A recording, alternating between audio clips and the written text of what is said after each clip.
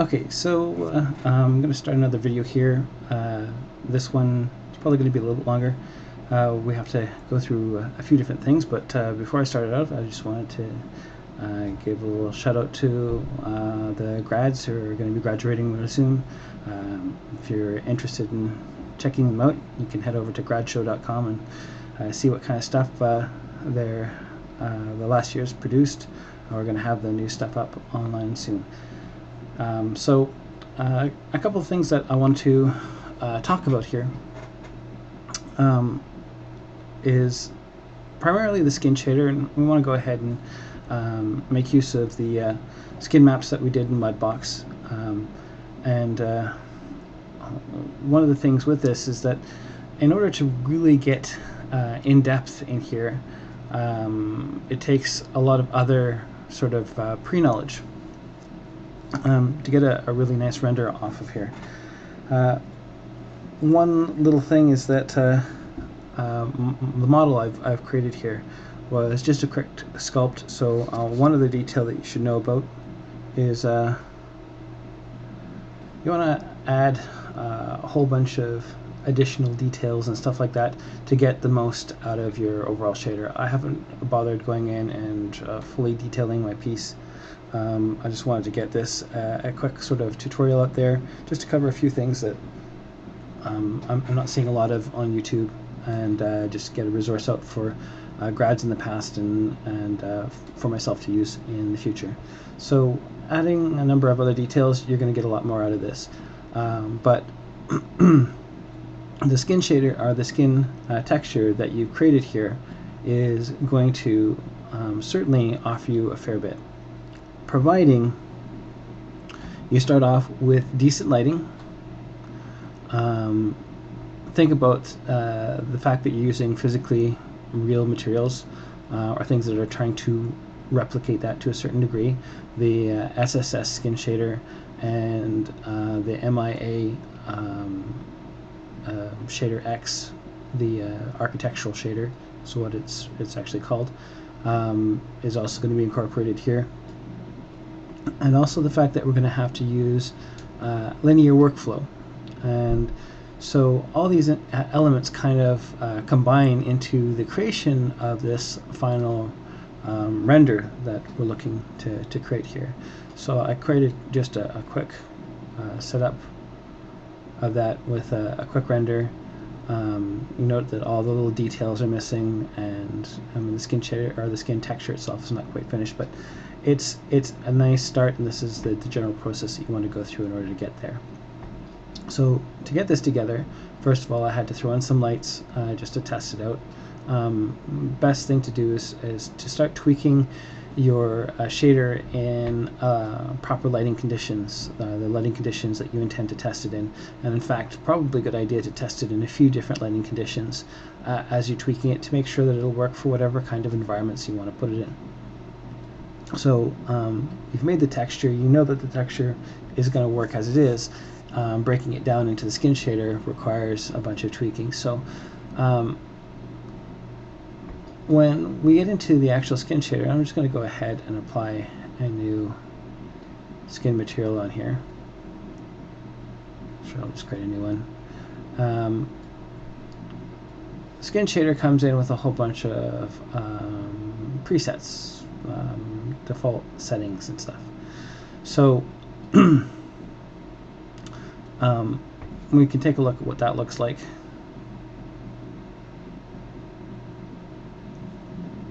So we get this, not looking so hot, obviously.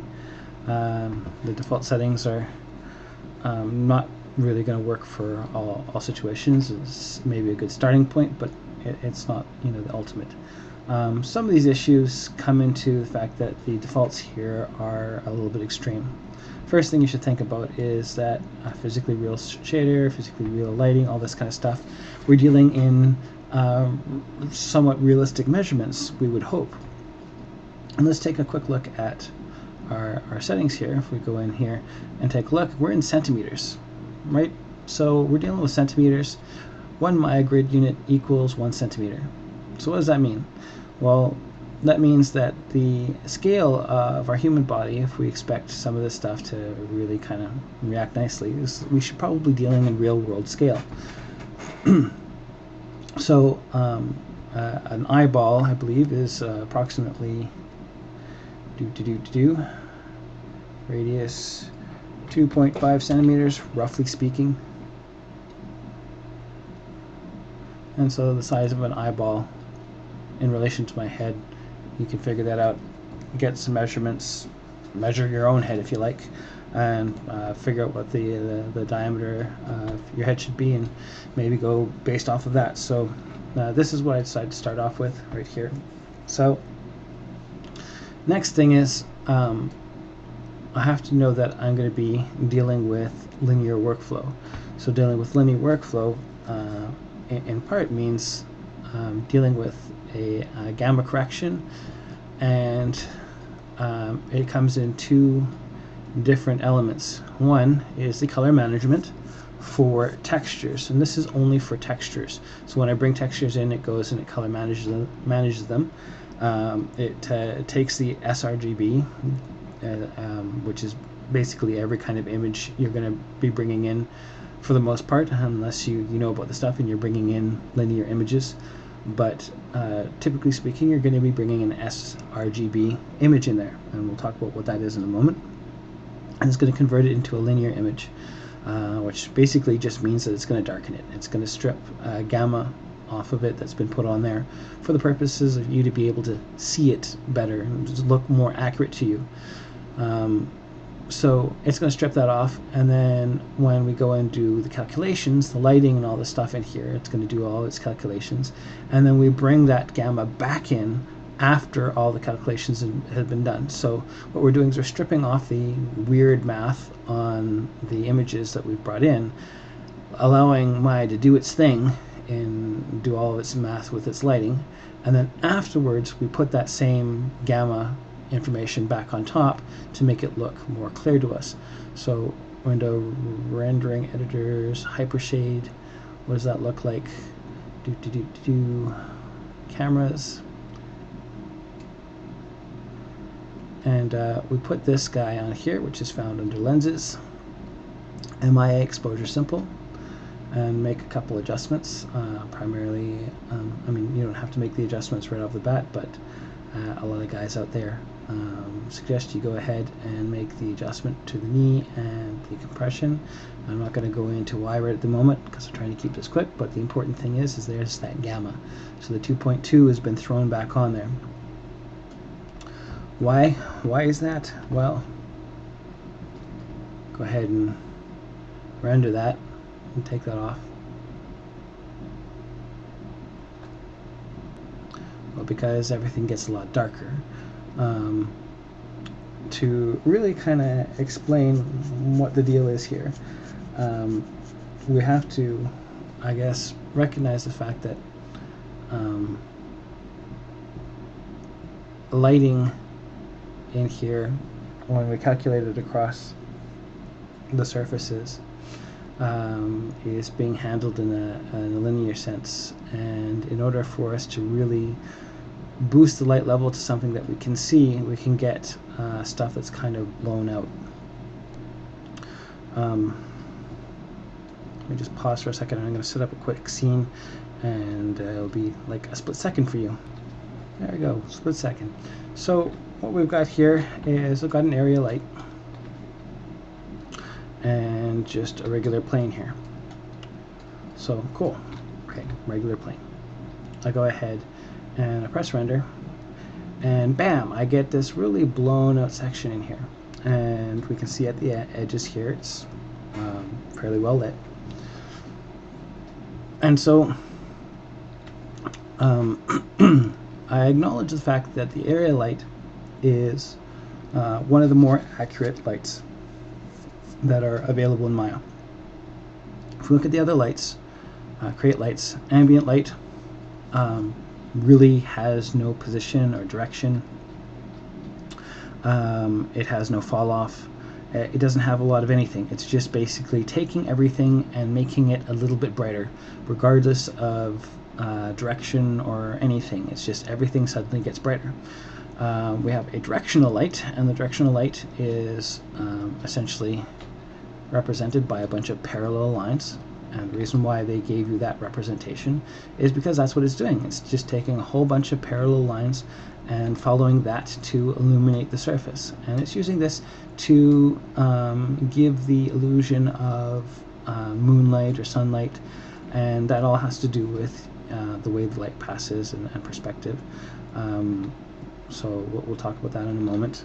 We have the lights here, point and spotlight, and these guys are basically the same light. If you look in the MIA manual, it says that a point light is essentially 6 spotlights. That's how it's doing its calculations.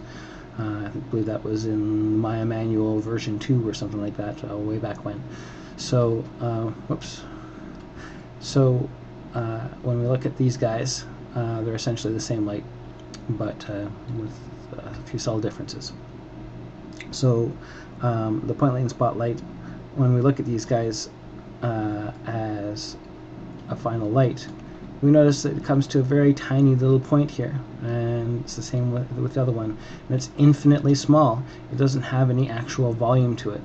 It does have things like a fall off, it has intensity, it has an overall color, it can do, you know, the shadow thing, it can do direction and position and all this kind of stuff. So it's meeting a lot of the requirements, but it doesn't have an actual size to it or shape. And why is that important? Well, it's important because I said so. No, it's important because of this. So let's start off first with the whole infinite light thing, directional light rather. It's called an infinite light in XSI. You may find that I will get a little bit confused with some of that stuff back and forth as I go through this. I jump back and forth a little bit through some different software, so if I use a term incorrectly, please forgive me. So I'm going to create myself a nice little planet here, and just hold down Alt and make a duplicate of that. Okay, another layer, and I'm going to start far back. Pow! Bang, there we go. And we're going to start closer. Pow! Bang. Whoops. Not very good aim. There you go. So we look at this, I think, okay, well that's interesting, Adam, but why are you doing that? Well, because I want to do this. I want to take it and show you that based on the distance, further away, the closer these lines will converge. And the idea of the directional light having lines that basically are all parallel is the idea that the sun or the moon, which are shooting light down to the planet, are so far away that it starts to feel like they're almost parallel. Not quite, but almost. So this is the reason why they give you that. So okay, that's kind of cool. So what next? Well, what we're going to do next is look at why shape is important. So we understand the whole directional light thing. The further away it is, the closer the lines converge, and we get all this kind of stuff. Great. So next is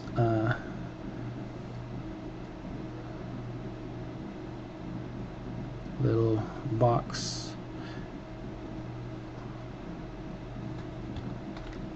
We'll take this guy and look at it. And when light shines off of any surface, it shines off in all directions. So you could prove this by going ahead, and if you were to like take your hand in front of a light bulb and cover half of it, that would mean that the light should only shoot off like this and touch the top of it, and it shouldn't cover any of this. And that's not what's going to happen. This area is going to be illuminated, not as strongly as this, maybe up this upper portion here, but it's certainly going to come off of here and definitely hit it.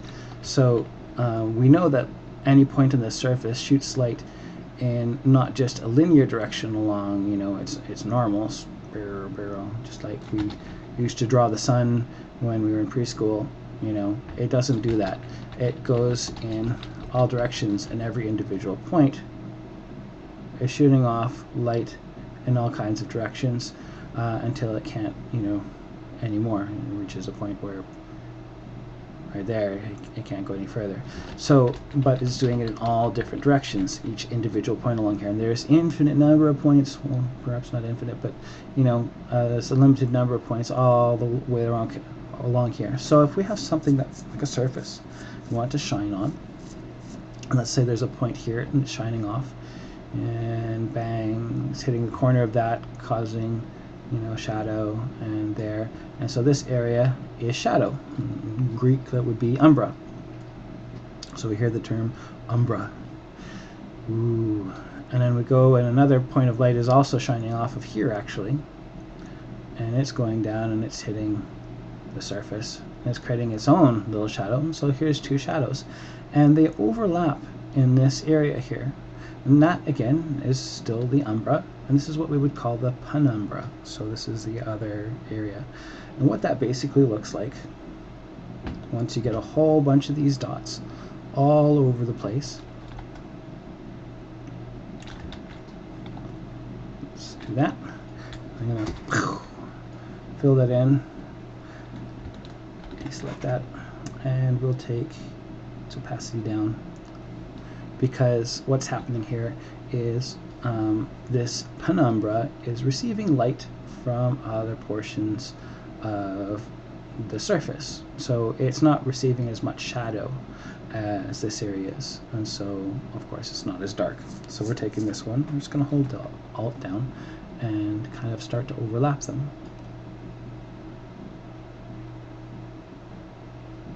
What you see is as they overlap, the shadow gets deeper in one area, but all these other areas are slightly illuminated, and you get this kind of appearance here. And what this ends up looking like,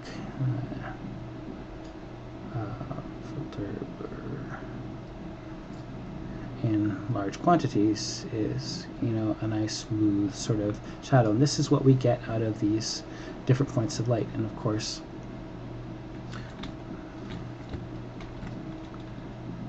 this kind of applies, oops, in sort of all directions, so on and so forth. So there we go. We look at that, and now if we were to consider that this was infinitely small, and didn't have an actual volume to it, we wouldn't be getting these multiple points of surface. We'd just get one infinite tiny little point, just a single one, and it would shine down onto that surface, and we just get that one area of shadow. It wouldn't spread out and do all that kind of stuff. So inside of Maya, they've created things to falsify that.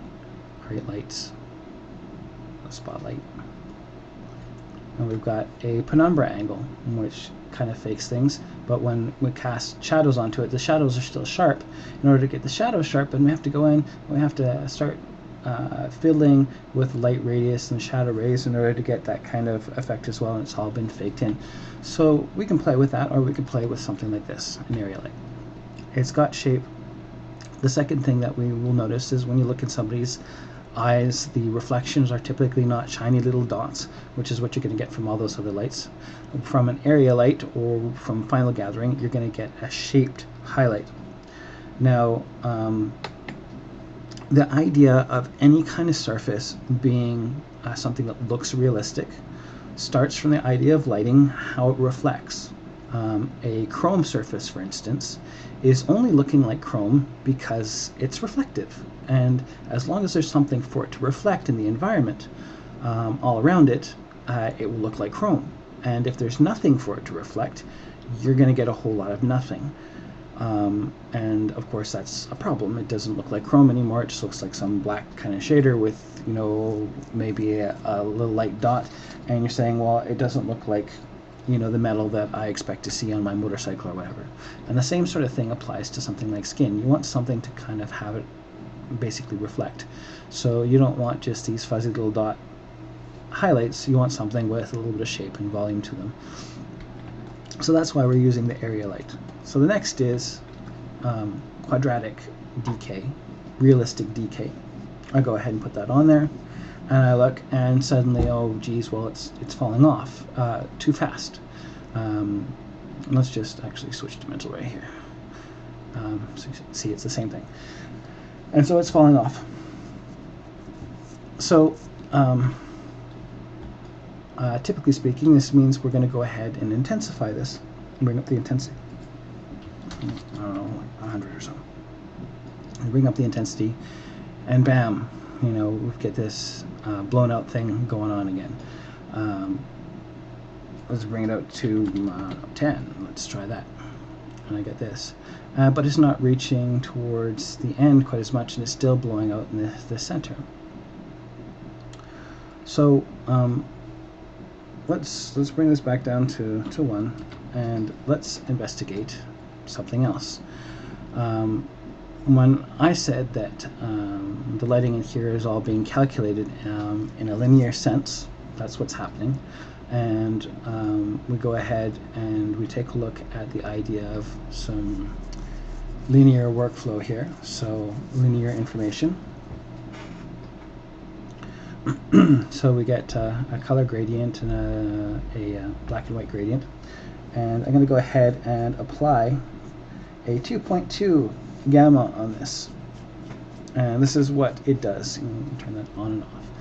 We take a look at this. And what it's doing is it's actually compressing the primary colors. It's compressing the green, blue, and red here, and it's expanding the lightness area. Why would it do that? Why would we want to do that? Well, this probably less of a good reason for this, but this we're doing because our eyeballs like to adjust to the lighting in the environment. So what we do is we look in a shadowy area, and that shadowy area right in here is really dark, and our eyeballs will adjust, and then we get something that's a little bit brighter, and it's all good. And if you look up in this region here, it's not getting too much brighter. Really what it's doing is it's crunching the blacks down into this little area. So when we take a look at this levels change here, we can see that the dark areas become a little bit lighter, yet black still exists, and white still exists, and it doesn't overwhelm everything, but everything becomes more of an even value, and that allows us to look at things in a way that makes it feel like it's more natural to us. So what happens when we deal with little levels has been done to this. This is what the linear information would look like for this hand once it was shot from the camera, and the camera of course goes and applies that 2.2 gamma like that and makes it nice and bright for us, and it looks like this guy's taking this photo with this flash. So when we look at this, a lot of the stuff seems too dark, it's too red, a lot of other things, but this is essentially physically correct. This is the way the light has been read into the camera. We do this to make it look right to us. So in order to counteract this effect, I'm putting another levels on this, which I'm putting 0.45, it's actually 0.454 or 455, and we get this end result, which is basically nullifying it. So if I turn them both on, I turn them both off. So if I did this, you can see it's expanding the primary colors and compressing the secondary colors there. And there you go. That's essentially what's happening. So what we're trying to deal with is linear information. This is what's going on inside of Maya. It's using its calculations to get a sort of linear graph. And many people have drawn beautiful pictures of this, and I'm not really going to, but we'll attempt it for a quick second here. We want linear information, and this gives us 1 + 1 = 2. And what we're getting when we deal with gamma, because we saw that it bent, is we get something that's more bent one direction or another direction. So not really the kind of math that we want. So for textures, we have to strip off that gamma and bring it back down to linear so that the math that's happening here is calculated correctly. So I hope that makes sense to some degree. I can't see your face, so I can't tell whether or not you get what I'm talking about. But there's lots of good examples. Look for lots of tutorials on linear workflow, and I'm sure you'll find more answers there. But suffice it to say, it's all about the math that's happening there, and we have to make some corrections. So that's why we come in here and we start making those corrections. So because when I look at this, it looks wrong, I'm going to go ahead and deal with the whole linear workflow. Now, if I were to go ahead and turn this on, you're not going to see any change. Nothing's going to change in here because this only deals with actual textures. When I go ahead and put a texture on here, it basically converts it into linear, so it's calculated correctly along with the lighting. Now, I said back over here that when we get linear information out of Maya, we have to put that 2.2 gamma in order to get it to look accurate to us. So we're going to do that. We're going to go into the window, rendering editors, hyper shade. We're going to go to our perspective shape. I'm just going to graph that. Didn't really need to graph that, but whatever. We're going to go to our lenses under mental ray, add our MIA exposure simple. This can also be done by just simply adding it under mental ray and just clicking on this box and then picking it from there. But I'm just going to just drag and drop it. And note, when you're doing it this way, I'm just using my middle mouse button and dragging and dropping onto the lens shader word here. Don't drop it into this box. All this is going to do is just copy the name and not make the actual connection. So you want to make the actual connection. And we'll do the ritual changing of the values. Ta-da! Ta-da! And change just those two, the knee and the compression. And we're good to go. And behold magic! Oh my god, it's not this tiny little area. And look at this nice even flow across there. This is actually quite nice. And if I go ahead and adjust this, 3 or so, I'll have to bring it up to 10 or anything, it's going across and it's lighting up this area here. It's lighting it up fairly nicely. To the same point that the other one was there, but it's nice, even. It's not all blown out in the center. This is fantastic. So now we've got some nice even lighting, natural lighting, and this is what we wanted to do. It's what we expect to see. Okay, so there's a really simplified version of linear workflow dealing with the real lighting, and we'll have to get into the real materials in a moment. So we got rid of linear workflow, we got rid of the realistic lighting, and we need to start talking about physically real materials and the skin shader. So let's get back into the skin shader. Okay, so we need to take this and make it look like this. And we need to do that through various different steps. One is to modify the textures that we've done inside of Mudbox. We've got them broken up in different layers, and I've exported them out. And the other thing is to tweak this shader so that it starts to look correct. So first thing is, we're just going to have to take a look at this fast skin shader and kind of what it does. So we look at this, and we've got our overall color and our diffuse color and diffuse weight, and we've got an epidermal scatter and subdermal scatter and back scatter, and oh look, we've got 2 speculars and a whole bunch of other stuff. We've got a bump map, it's got the light map that sits in there, and the algorithm control. So let's start with the algorithm control. Algorithm control is basically just a, well, you can see right here, scale conversion. Scale conversion means essentially that if we haven't scaled it up to real world sizes, which we chose to do, we could go ahead and increase this value here to give kind of an offset to the scale. So if he was 1/10 the size that he is right now, I would bring this up to a value of 10, and that would give me an equivalent. So if I bring this up to a value of 10 right now,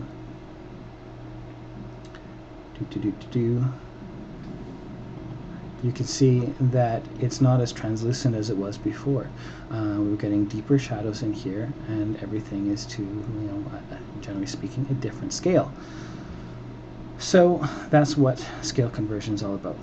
I'm going to leave that alone for now. I'm just going to leave it back at a value of 1. I've scaled it up to real size, which means if I change some other stuff, everything should work out. So let's take a look at this subsurface scattering, because when we look at the render, the end result is, of course, that it's very translucent. We're seeing some backscatter coming through the surface all the way through the middle of the head here, and it's not looking all that great. So this is obviously an issue, and this is our backscatter. It's the blood and spongy tissue and stuff like that that's underneath everything. And so it's the right color, but we have a backscatter radius and a backscatter depth, and it's going through 25 centimeters. 25 centimeters. If I said an eyeball is about 2.5 centimeters, and light is not passing all the way through that in the same way as the skin, then obviously we've got an issue here. So this is way too much. I'll just bring it down maybe eyeball size and bring it down like a 3. We'll look at the subdermal. We're getting the same kind of thing going on there, and I'm just going to leave the epidermal scatter radius for a moment, and we'll just talk about that in a sec. But I'm changing these guys down in order to make sure that I can get rid of some of this. So let's just see how that worked out. So if we've done a good job, we should see less of that passing through, and we can allow more. I'm seeing just a slightest hint across the nose here, and that's okay with me. This backscatter, in my current setup, I don't have any other additional controls put onto it, but I can push more control onto it by putting a map that's basically just black and red, and red where I want stuff to pass through, and black where I don't want it to pass through. So it's another way of kind of controlling the overall weight. But I could also use just color values and plug it into something like the depth or radius, and make that control some of that as well. So there's different ways of controlling it. You can go ahead and put maps in here or up here. The subdermal scatter radius, this is more the fatty tissues, the veins, all those little details in there. And then of course we have the epidermal scatter, which is the layer just underneath the skin, which contains a lot of our other colors. Usually has a sort of a yellowish tinge to it. Fat itself has kind of a yellowish tinge, and so we have materials like fat and veins and all that kind of stuff there that we can kind of push into here. Then we have our overall color. And our overall color is, of course, the skin color. Now, why is it white? Why would it be white? We look at this and it's obviously way too pale. And that's another issue entirely. We'll talk about that in a second. But the reason why it's a whitish or grayish kind of color is because if you take your skin, you were to peel it off, what color is it? Well, it's kind of a grayish color. It's not, all that redness and other colors that you see in your hand, the blues and all the stuff, is the stuff that's underneath it. And we established that when we went into Mudbox and started painting. We basically gave the skin color and the flesh color tone just one color and threw it on top there.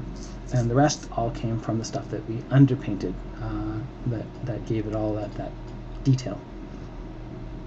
So this is fairly accurate. So what I like to do is go ahead and start tweaking these values, playing with them, in order to get a end result that I like. So that means, changing the stuff up a little bit, playing with different values in here.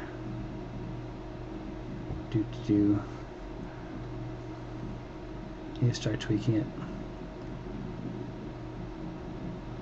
and the result is that I get something darker, so a deeper color. So I created just a quick preset here. I'll show you the things that I've changed. So just replace that. And look at, before I actually click render here, look at the thumbnail. Thumbnail is very dark. Now remember, a gamma has been applied to this. The gamma of 2.2 has been applied to this after render time. So right now it looks like it's going to be this color, but when I click render, lo and behold, we get something it's a little bit reddish in terms of its overall skin color, but it's definitely not that color. So I can tweak this a little bit.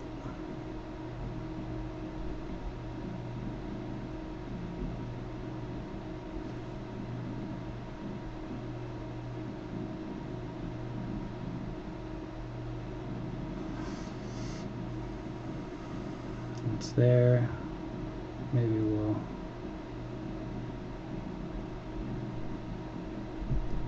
lighten this a little bit more.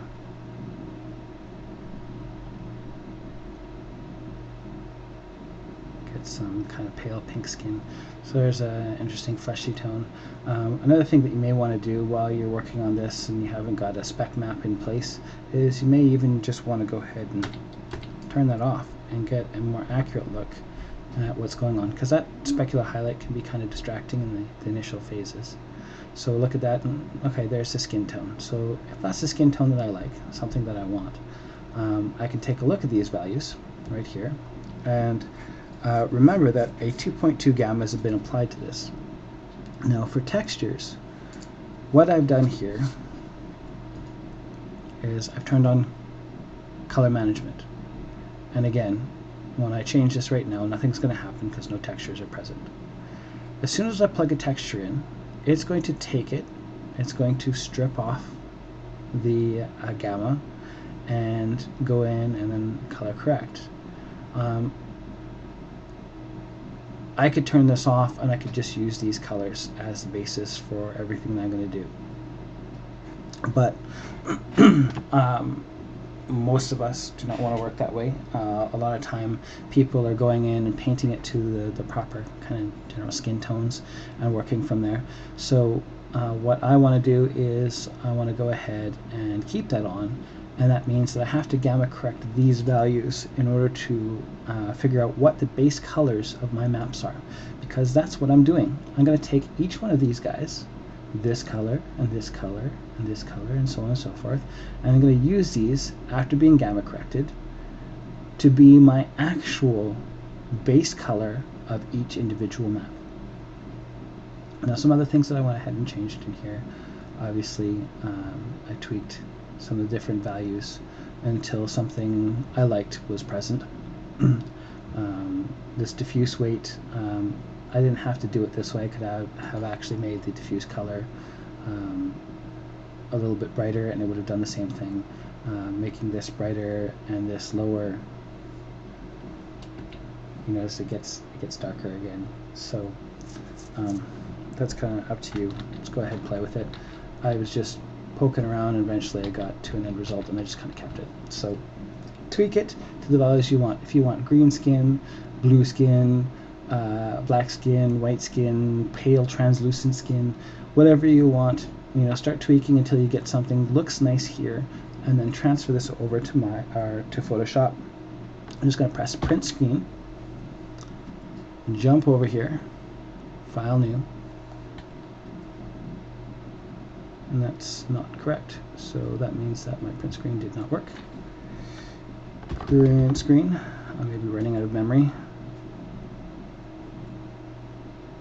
And I am. Okay, so Photoshop had eaten up a whole large chunk of my memory and wouldn't let it go, so I had to kill the process and bring it back. But anyways, we've got it here, and I'm just going to go ahead and crop that.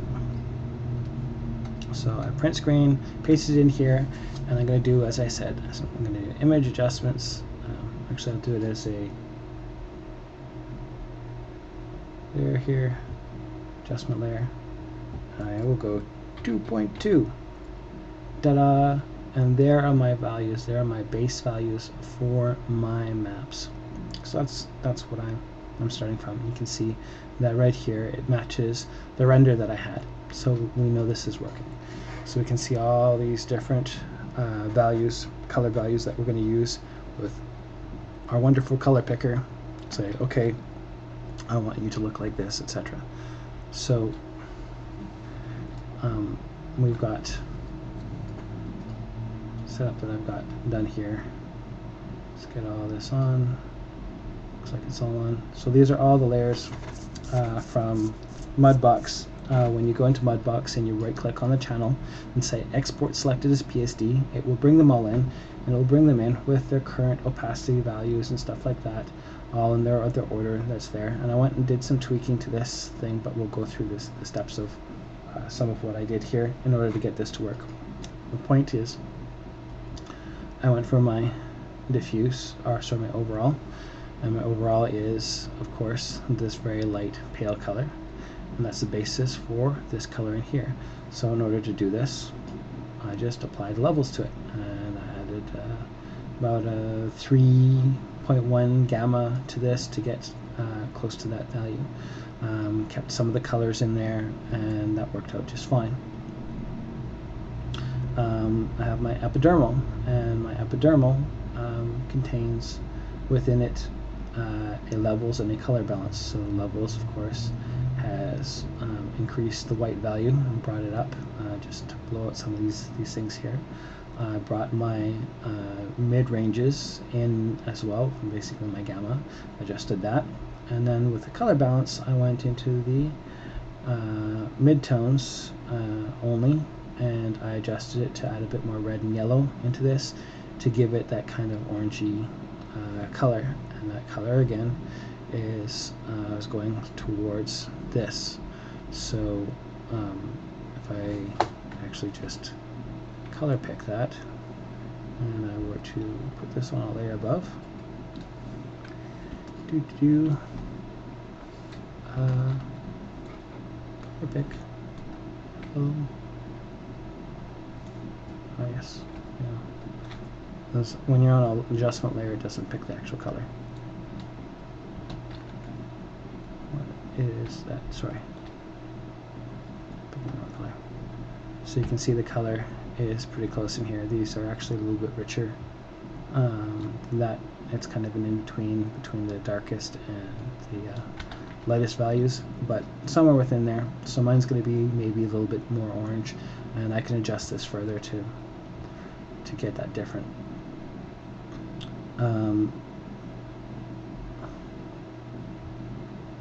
Then we have the subdermal, so just let me turn that off. Subdermal, I've done some other things here. So what I did was I actually duplicated my color zones layer and my veins, because I wanted the veins to show up more. And I also did a color balance again. This time I worked with the shadows and made them more red, midtones made them more red, highlights made more yellow, and got this orangey red sort of thing. And then I used the color zones and brought them down, low opacity, but full on the veins, or sorry, 56 half of the veins, and brought them in to kind of fill in this section here. So this is the area where the veins are present, a lot of the under values and whatnot are present. And just ignore this outside area here. It's about the colors that are in here. So again, we're seeing that orangey color, so I was going towards an orangey color with that. It's a little bit flatter, it's not as saturated, but again, I could potentially adjust that. The hue saturation, I've actually brought the saturation down, so I could boost that saturation up to get more off of it, but I was happy with the end result. So there's a little bit of tweaking. You go ahead and make these layers here, and you adjust them as needed in order to get your final result. And then of course, last but not least, is the diffuse. So the diffuse, I've gone in and I've added this kind of a layer over top to lighten some of this up. And what the diffuse is doing and what it's used for is your shadow area. So if I had more details, wrinkles and stuff like that, I'd be having these guys in here.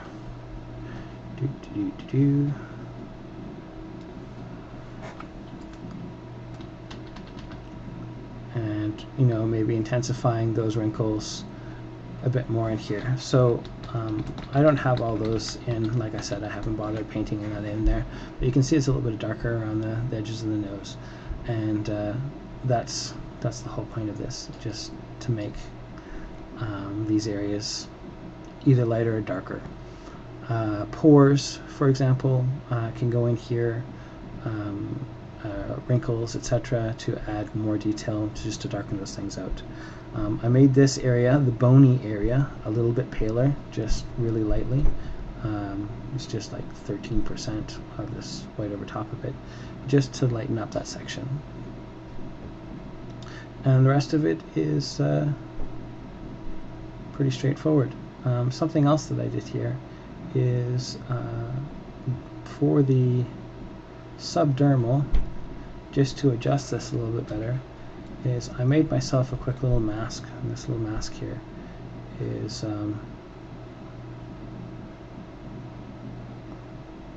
essentially this. This is the mask, but if this was opacity, so white is fully opaque, gray is slightly opaque, and so that's what I've got in here, is that I've got this that kind of sits over top of it.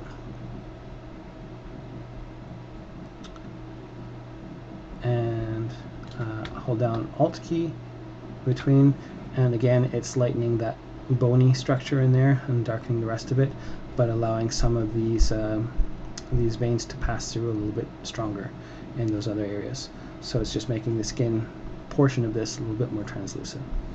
So those are all the adjustments I made, and it was just tweaking back and forth, looking for the end result, getting it to work. So I first started off with tweaking in here. The reason why I tweak in here first is because it's much faster. I can change a quick color value, click render, I'm done, I'm ready to go. And once I get something generic in here working, I know I can use those base colors to start my final maps. I know that I just have to get close to those values for my final maps in order to make this whole thing work. And as long as I have that, it should look fairly close. So tweak here first, do your print screen, gamma correct it with the levels inside of Photoshop, bring it back as individual textures. Let's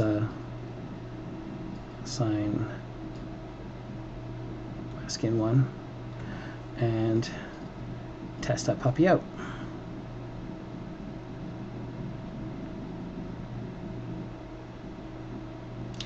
And there we go. So I've got my specularity off. It's no longer present because I'm getting specularity from something else right now. But you can see all the little values in there. I can see some of the veins. I can see some of the little points. I've done closer up renders of this, but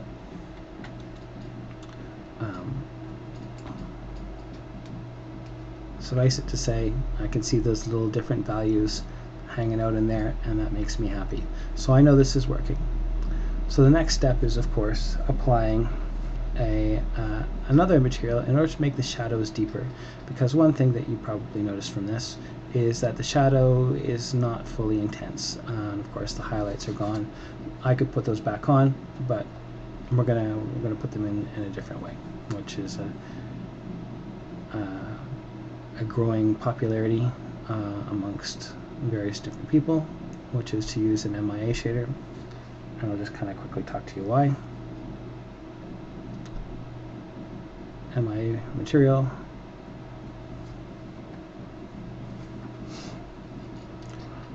So the MIA material, which I've just applied here, gives you a nice deep shadow, nice little glossy surface. I could have kept my highlight from my other stuff, but since I'm using it here, I might as well go with it. So what I do need to do is, unless this guy is covered in slime or Vaseline or something like that, which is kind of gross, we do need to adjust the reflections a little bit. I'm going to again point out that these are not single fuzzy dots so much anymore as they are actual shapes, but we're going to push that a little bit further by blurring the the reflections a little bit. So reflectivity, I'm actually going to bring it down a little bit to soften it, and I'm going to take this glossiness, and as soon as you do that, you see the glossy samples come up. I'll keep it there. I'm just looking at this guy up here just to see how much of that I want, and this is taking it from really sharp to kind of blurring it out. And then this guy makes it not noisy, because right now its current setting is probably going to be kind of grainy and noisy, so I'll just bring this guy up in order to ensure that it's got better blur, better detail. And so you see you get now a nice soft kind of flow in there. So let's store that image. Another thing that we want to do is the shadows on this are a bit too harsh. So the shadows are not harsh enough on the skin shader, but on this one they're too harsh.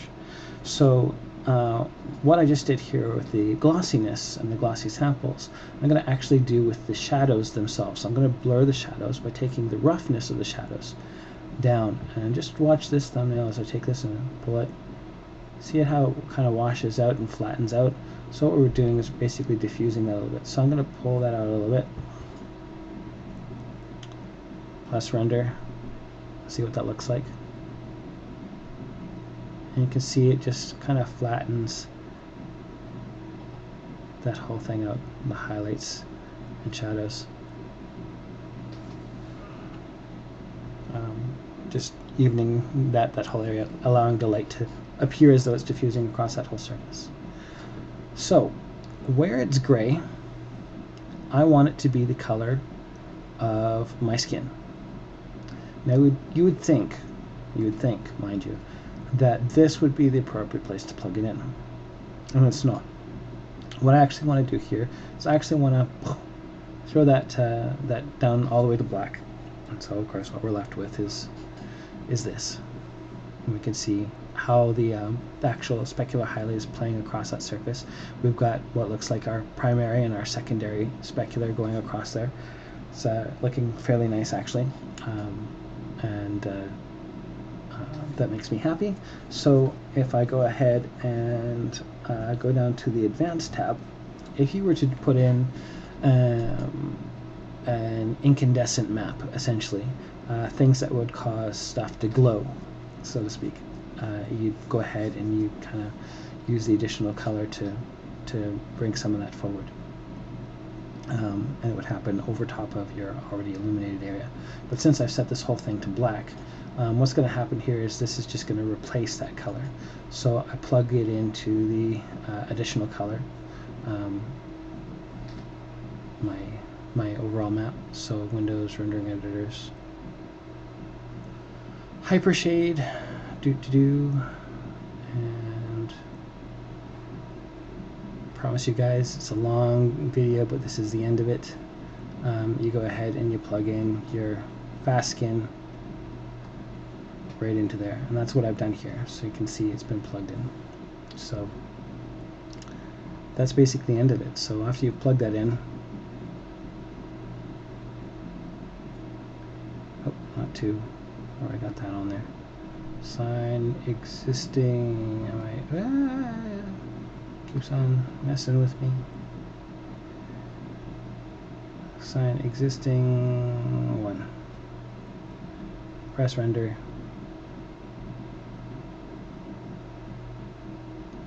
And voila, there's the final render. So things that that I'm missing here. Lump map. When you have a normal map that you finally put together to get all the little details in there, go ahead, put in the overall bump of the MIA shader, as well as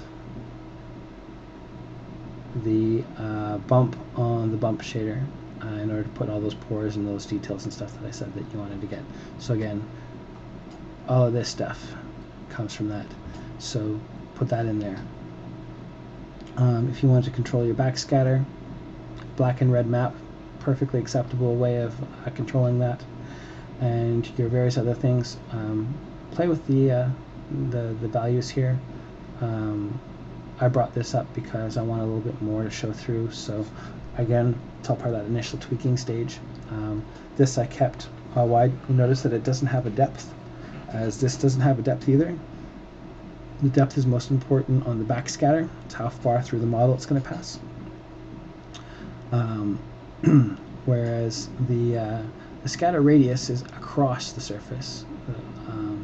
So if you want to spread further across the surface, you can increase those values. Otherwise, you're going to get tighter shadows, but not necessarily great results. So this is why we're kind of blending the two together while we're using both shaders. But that's kind of the end of it. So those are my values. You don't have to use my values. Come up with your own, play with it. Different skins are going to react different ways. Tweak your shader, bring it across to Maya, make the adjustments, and off you go. So final notes, the realistic lighting. Because I'm using quadratic, because I'm using world scale, because I'm adding a certain amount of distance to these things, acceptable numbers can go way up there. I've got 10,000 on this guy, and you notice how much it was illuminating. So don't be freaked out when you put a 2 or 3 in there and you don't see anything. Chances are you're probably going to have to up it fairly high. Another thing that I've got in here is the black body, so I can use temperature for color. You don't have to do that. You can use just a regular one. That's just, I was dealing with color temperature. And when you're trying to mimic certain kind of lighting schemes, like an incandescent light bulb versus sunlight, that's where you can go ahead into your color temperature.